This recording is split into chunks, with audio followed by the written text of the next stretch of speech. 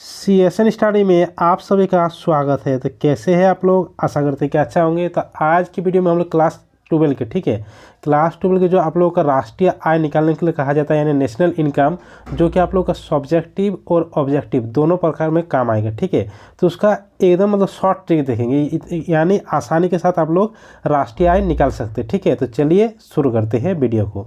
जैसे कि सब देखिए, राष्ट्रीय आय निकालने के लिए हमें क्या क्या ज़रूरत पड़ता है। राष्ट्रीय आय निकालने के लिए हमें जीडीपी की ज़रूरत पड़ता है, जीएनपी की ज़रूरत पड़ता है, एनडीपी की ज़रूरत पड़ता है और एनएनपी की ज़रूरत पड़ता है। यानी ये चार चीज़ों की राष्ट्रीय आय निकालने के लिए हमें ज़रूरत पड़ता है।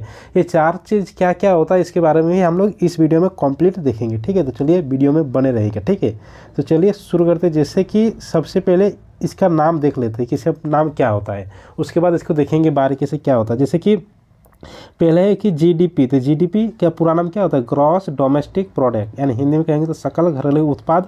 उसके बाद है जीएनपी यानी ग्रॉस नेशनल प्रोडक्ट, हिंदी में कहेंगे तो सकल राष्ट्रीय उत्पाद। उसके बाद है एनडीपी यानी नेट डोमेस्टिक प्रोडक्ट या शुद्ध घरेलू उत्पाद, हिंदी में कहेंगे, या इसको शुद्ध को निबल भी कहा जाता है। या इसको हम लोग निबल घरेलू उत्पाद भी कह सकते हैं। अगला है कि एनएनपी यानी नेट नेशनल प्रोडक्ट, यानी शुद्ध राष्ट्रीय उत्पाद या निबल राष्ट्रीय उत्पाद भी कहेंगे। तो चलिए अब एक एक सभी को देख लेते हैं। सबसे पहले है कि जीडीपी। सबसे पहले क्या है यहाँ पर? जीडीपी। जीडीपी यानी ग्रॉस डोमेस्टिक प्रोडक्ट, यानी सकल घरेलू उत्पाद। तो सकल घरेलू उत्पाद क्या होता है? सकल घरेलू उत्पाद वो होता है कि एक घरेलू सीमा में, मान लेते हैं कि पूरा मेरा घरेलू सीमा है। मतलब एक घरेलू सीमा में एक वर्ष में यानी एक वित्तीय वर्ष में देशवासियों के द्वारा, चाहे देशवासी हो या विदेशी हो, देशवासी और विदेशियों के द्वारा जो भी वस्तु और सेवा का उत्पादन किया जाता है, उसके मौद्रिक मूल्यों में जो आता है उसको ही कहा जाता है जीडीपी, यानी ग्रॉस डोमेस्टिक प्रोडक्ट। इसको परिभाषा भी यहाँ पर हम लिख दिए कि किसी भी देश के उसके घरेलू सीमा में एक निश्चित समय अवधि में, यानी एक वित्तीय वर्ष में देशवासियों और विदेशियों के द्वारा जिन भी अंतिम वस्तु और सेवा का उत्पादन किया जाता है, उसके मौद्रिक मूल्य को सकल घरेलू उत्पाद कहा जाता है। उसके बाद यहाँ पर देखिए जीडीपी हो गया। अब देखेंगे कि जीएनपी। देखिए यहाँ पर सबसे पहले देखेंगे कि जीडीपी और जीएनपी में क्या अंतर होता है। जीडीपी और जीएनपी में क्या अंतर है? देखिए दोनों में जी और पी, यहाँ पर भी जी और पी दोनों में सेम है, लेकिन बीच वाला अलग है। यहाँ पर डी है, यहाँ पर एन है। तो इसमें देखिए बीच में अलग है। तो जैसे कि यहाँ पर डी है, तो डी को देखिए यहाँ पर डी, तो डी का मतलब क्या होता है? डोमेस्टिक यानी घरेलू सीमा में चाहे वो देशवासी के द्वारा कोई भी वस्तु या सेवा को उत्पादन कर रहा है या विदेशी के द्वारा कोई भी वस्तु या सेवा को उत्पादन कर रहा है, उसको कहेंगे जीडीपी। लेकिन जीएनपी में देखिए इसमें एन है, तो एन क्या है? एन है नेशनल यानी राष्ट्र। और राष्ट्र मतलब क्या है? देशवासी। राष्ट्र मतलब देशवासी। तो देशवासी के द्वारा जो भी वस्तु या सेवा का उत्पादन किया जाता है उसको कहा जाता है जीएनपी, चाहे ये देश के अंदर करे या देश के बाहर करे, लेकिन केवल इसमें देशवासी होना चाहिए। देखिए दोनों में अंतर देखिए। जीडीपी में घरेलू सीमा में चाहे वो देशवासी के द्वारा हो या विदेशों के द्वारा, और जीएनपी में देशवासी के द्वारा चाहे वो विदेश में करे, मतलब देश के बाहर उत्पादन करे या देश के अंदर उत्पादन करे, उसको कहा जाता है जीएनपी। तो यहाँ पर जीडीपी और जीएनपी को समझ लिए। अब यहाँ पर देखेंगे कि जीडीपी से जीएनपी को कैसे निकालेंगे। किससे निकालेंगे? जीडीपी से। तो अब ये सब मतलब भूल जाइए, सब कुछ नहीं है। किससे निकालेंगे? जीडीपी से जीएनपी। क्या निकालना है? जीएनपी। तो यहाँ पर जीएनपी लिखिए बराबर किससे निकालना है? जीडीपी से। तो जीडीपी लिखिए। इसमें एक चीज़ देखिए, जीएनपी में क्या चीज़ है? जीएनपी में क्या है? नेशनल है, यानी नेशनल मतलब क्या? राष्ट्र, यानी देशवासी देश के अंदर जो भी वस्तु सेवा को उत्पादन कर रहा है और देशवासी देश के बाहर भी जो भी वस्तु सेवा को उत्पादन कर रहा है। और जीडीपी में क्या है? देखिए जीडीपी में है देशवासी देश के अंदर और विदेशी देश के अंदर, यानी डोमेस्टिक यानी घरेलू सीमा में। तो हमें क्या निकालना होगा? हमें जीएनपी निकालना होगा। तो जीएनपी यानी देशवासी के द्वारा। तो देखिए यहाँ पर जीडीपी में क्या है? जीडीपी में विदेशी लोग भी शामिल है, और इसमें देखिए इसमें केवल घरेलू सीमा में है, घरेलू सीमा के बाहर में स्थित वस्तु और सेवा का उत्पादन नहीं इसमें जोड़ा गया है। तो देशवासी जो देश के बाहर जो वस्तु और सेवा का उत्पादन कर रहा है वो तो जीएनपी में आएगा, तो उसको जोड़ दिया यहाँ पर +X उसको जोड़ दिए।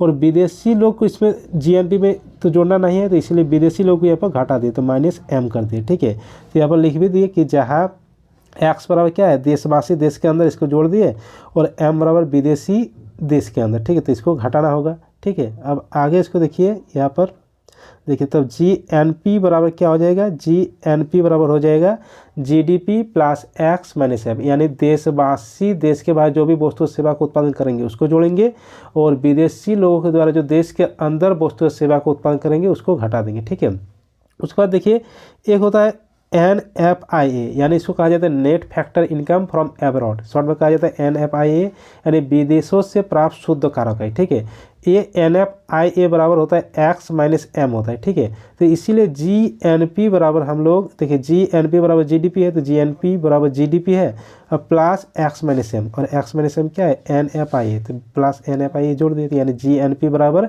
GDP प्लस NFIA, इस तरह भी निकाल सकते हैं। ठीक है, उसके बाद आगे देखिए, अब देखेंगे हम लोग NDP। ठीक है, GDP और GNP देख लिए, अब देखेंगे NDP। NDP यानी नेट डोमेस्टिक प्रोडक्ट, यानी शुद्ध घरेलू उत्पाद या निबल घरेलू उत्पाद।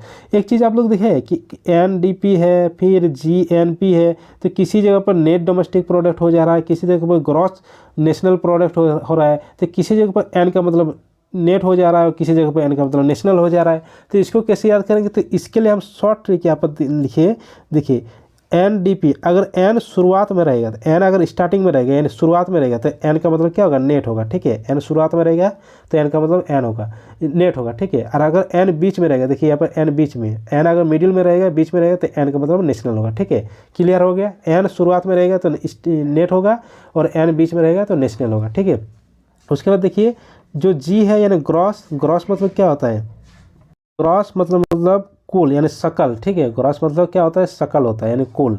तो ग्रॉस यानी टोटल, होल या कंप्लीट, यानी कुल मिलाकर जो मेरा वस्तु और सेवा का उत्पादन हो रहा है उसको हम कहेंगे ग्रॉस कहेंगे। ठीक है, और नेट मतलब क्या होता है, नेट मतलब होता है शुद्ध, मतलब शुद्ध उत्पाद जो हो रहा है या निबल उत्पाद जो हो रहा है, इसको कहा जाता है रियल, यानी रियल में जो वस्तु उत्पादन हो रहा है, ऑथेंटिक में वास्तविकता में जो वस्तु और सेवा का उत्पादन हो रहा है उसको कहेंगे नेट। ठीक है, तो देखिए इसमें नेट और ग्रॉस समझ लिए। तो देखिए अब नेट निकालेंगे अगर, तो नेट और नेट बराबर क्या फॉर्मूला होता है, नेट बराबर ग्रॉस में से डेप्रिसिएशन को घटा देंगे तो शुद्ध निकल जाएगा। ठीक है, नेट में नेट निकालेंगे तो ग्रॉस में से डेप्रिसिएशन को हटा देंगे, यानी हिंदी में कहेंगे तो निम्न निकालेंगे तो सकल माइनस मूल्यह्रास हो जाएगा। मूल्यह्रास क्या होता है उसके बारे में हम लोग आगे देखेंगे।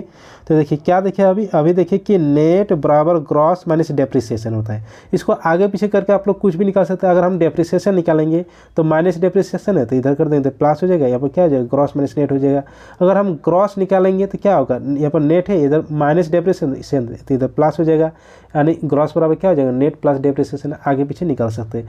अब देखेंगे कि डेप्रिसिएशन यानी मूल्यह्रास क्या होता है। तो मूल्यह्रास ये होता है जैसे कोई भी वस्तु हम लोग खरीद कर लाए, ठीक है, कोई भी वस्तु हम लोग बाजार से खरीद कर लाए, कोई मशीन ही हो गया और हम घर में उपयोग कर रहे हैं, तो घर में उपयोग कर रहे हैं तो उसकी वैल्यू धीरे दिन ब दिन तो घटते जाएगा, उसकी वैल्यू मतलब प्रयोग करने के कारण उसके वैल्यू घट जाएगा, या कोई भी टूट फूट हो जाएगा उसके कारण उसके मूल्य में कमी हो जाएगा, तो उसी को कहा जाता है मूल्यह्रास यानी डेप्रिसिएशन। तो मूल्यह्रास क्या होता है, किसी भी संपत्ति, यहाँ पर लिख दिए, किसी भी संपत्ति या परिसंपत्ति के उसके प्रयोग करने से या टूट फूट के कारण उसके मूल्य में जो कमी या गिरावट आ जाती है उसे कहा जाता है मूल्यह्रास। ठीक है, अब आगे देखेंगे। देखिए यहाँ पर अब देखना पड़ेगा हम लोगों को दो चीज़ों के लिए, एक होता है बाजार मूल्य और कारक लागत, यहाँ पर देखेंगे। ठीक है, बाजार मूल्य और कारक लागत देखेंगे यहाँ पर। ठीक है, सबसे पहले देखेंगे यहाँ पर कारक लागत यानी फैक्टर कॉस्ट क्या होता है।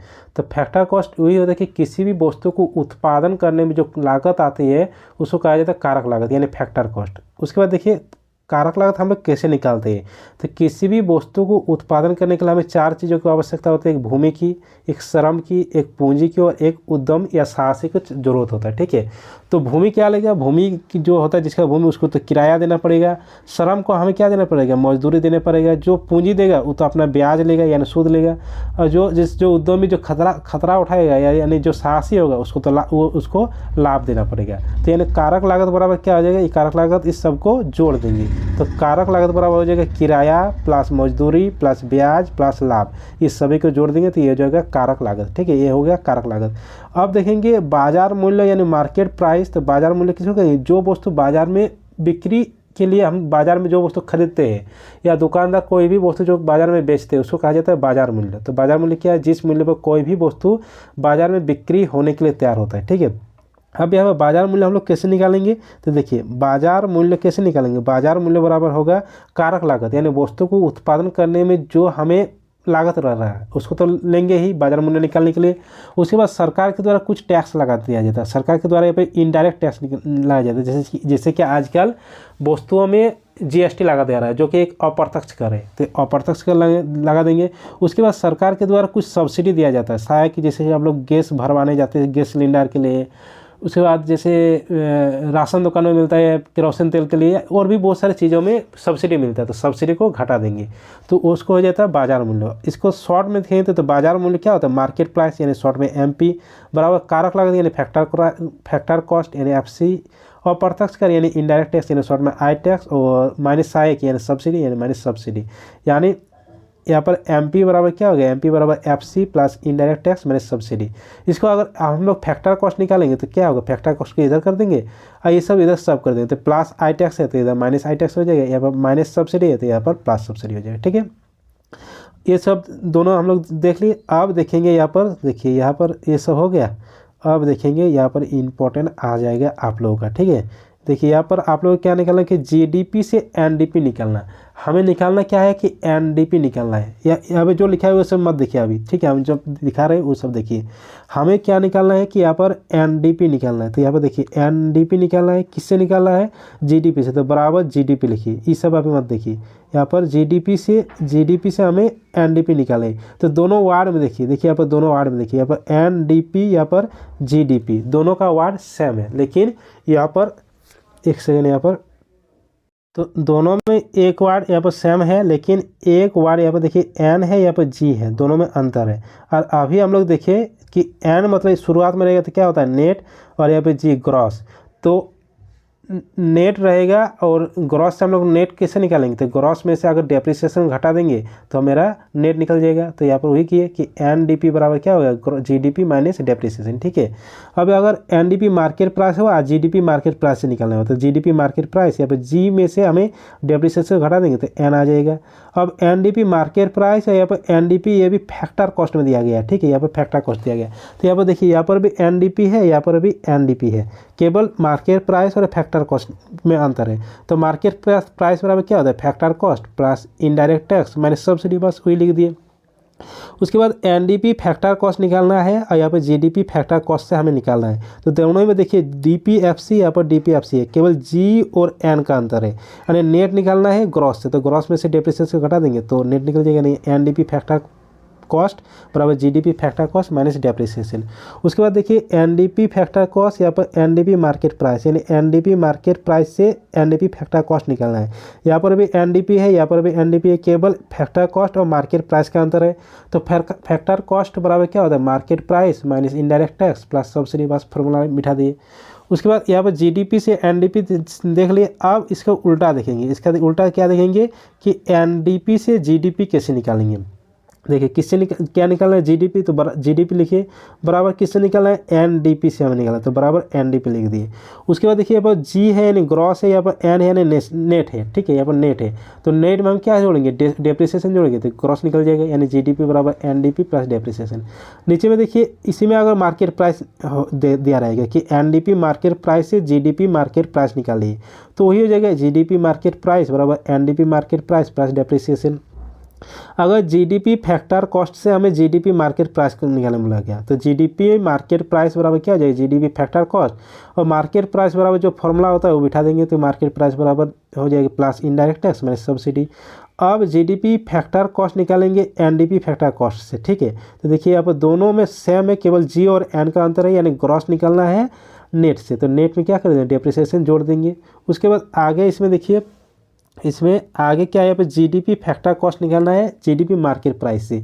सब सेम है, केवल फैक्टर कॉस्ट और मार्केट प्राइस अंतर है, यानी फैक्टर कॉस्ट बराबर क्या होता है, market price minus indirect tax plus subsidy. ठीक है, यानी जीडीपी फैक्टर कॉस्ट बराबर GDP market price minus indirect tax plus subsidy हो गया।